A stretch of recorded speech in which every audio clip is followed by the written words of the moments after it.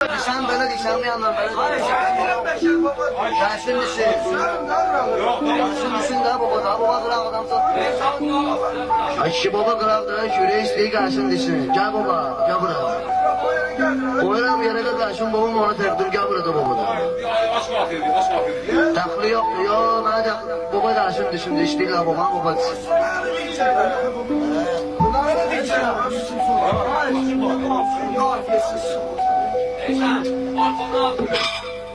Aydın senin çeken çekir etlivi. Konak kimi biz biliriz bedrivi. Senle bilme sındırırlar fethrivi. Sen bu fikirde bu kadar da kalma. Fəxr edirəm meyxana aləmində.